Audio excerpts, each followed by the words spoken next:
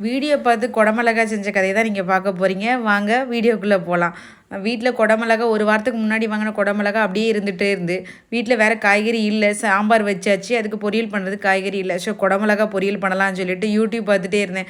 எனக்கு எந்த ரெசிபியுமே எனக்கு செட் ஆகல. சரி, நானே ஒரு கன்க்ளூஷனுக்கு வந்து நம்மளே ஒரு ஐடியா வச்சு நம்ம நார்மலாக நம்மளுக்கு தெரிஞ்ச மாதிரி நம்ம பண்ணலாம்னு சொல்லிட்டு வெங்காயத்தை 2 பெரிய வெங்காயத்தை எடுத்துக்கிட்டேன் மக்களே.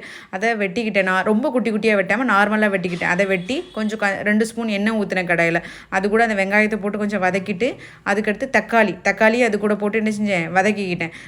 தக்காளி நல்லா வதங்கணும், ஆனால் அதுலேயே வதக்க வைக்கணும். ஆனால் நான் என்ன செஞ்சேன், நமக்குள்ளே வதக்கிறதுக்கு மாற்றப்பட்டு கொஞ்சம் வதங்கினதும் தண்ணி லைட்டாக, ஏன்னா எண்ணெய் கம்மியாக தான் சேர்த்துருந்தேன். ஸோ அதனால் தண்ணி கொஞ்சம் ஊற்றிக்கிட்டேன். தண்ணி ஊற்றினா நல்லா வெந்துருமா, அந்த இதுலேயே தக்காளி வெந்துடும், வெங்காயமும் வெந்துருமா. அதனால் குடமிளகா போட்ட பிறகு தான் வெங்காயம், தக்காளி, குடமிளகா எல்லாத்தையும் வதக்கின பிறகு தான் தண்ணி ஊற்றணும். தண்ணி ஊற்றி அந்த இது 3 என்ன செய்யணும், குக் ஆகிற வரைக்கும் ஒரு பாத்திரத்தை போட்டு ஒரு லிட்டை போட்டு மூடி வச்சிடணும். மூடி வச்ச பிறகு கொஞ்ச நேரம் கழித்து எடுத்து பார்த்தா நல்லா வெந்திருக்கும் மக்களே. அப்போது மசாலா நம்ம என்ன மசாலாலாம் போட்டேன்னா மல்லித்தூள், வத்தத்தூள், இது கரம் மசாலா, மஞ்சத்தூள். நான் ஏன் எல்லா டிஷ்ஷுக்கும் நான் மஞ்சத்தூள் சேர்ப்பேன். மஞ்சள் கலரில் எனக்கு இருந்தால் கொஞ்சம் பிடிக்கும். கொஞ்சம் ரொம்ப மஞ்சள் சேர்க்க மாட்டேன், லைட்டாக மஞ்சள் கலரில் இருந்தால் எனக்கு ரொம்ப பிடிக்கும். ஸோ அதனால் லைட்டாக மஞ்சத்தூள் சேர்த்துக்கிடுவேன். கொஞ்சம் உப்பு, இது வெளுத்தையும் சேர்த்துட்டு நல்லா வதக்கணும். மறுபடியும் அந்த தண்ணீர் வத்துற வரைக்கும் கொஞ்சம் நல்லா வதக்கி விடணும் மக்களே. அந்த கொஞ்சம் கிரேவி கன்சிஸ்டன்சி வந்ததும் ஆஃப் பண்ணிடலாம். ஆஃப் பண்ணி எப்படி இருக்குமோன்னு சொல்லி டேஸ்ட் பண்ணி பார்க்கலான்னு சொல்லி எடுத்து பார்த்தேன். நல்லா இருந்து மக்களே, சூப்பராக இருந்து. கண்டிப்பாக நல்லா இருந்து.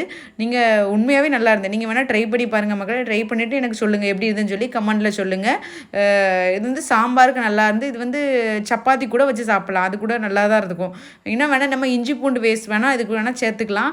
நான் சேர்க்கல மக்களே. வெங்காயம், தக்காளி, குடமிளகா, அப்புறம் மசாலா, இது மட்டும் தான் சேர்த்தேன். அப்புறம் உப்பு, இவ்வளோதான் சேர்த்தேன் மக்களே. ஆனால் சூப்பராக இருந்து. உண்மைக்குமே சாம்பாருக்கு சாப்பிட்டா டேஸ்ட்டாக இருந்து. என்னோடய ஃப்ரெண்டுக்கும் கொடுத்தேன், அவளும் நல்லா இருக்குன்னு சொன்னால். ஸோ அதனால் நீங்களும் ட்ரை பண்ணி பாருங்கள். வீடியோ பிடிச்சிருந்தா லைக் பண்ணுங்கள், என்னை ஃபாலோ பண்ணுங்கள், சப்ஸ்கிரைப் பண்ணிக்கோங்க மக்களே. தேங்க்யூ. உங்களோட ஒரு சப்ஸ்கிரைபும் எனக்கு பெரிய ஆதரவை தரும் மக்களே. நன்றி மக்களே.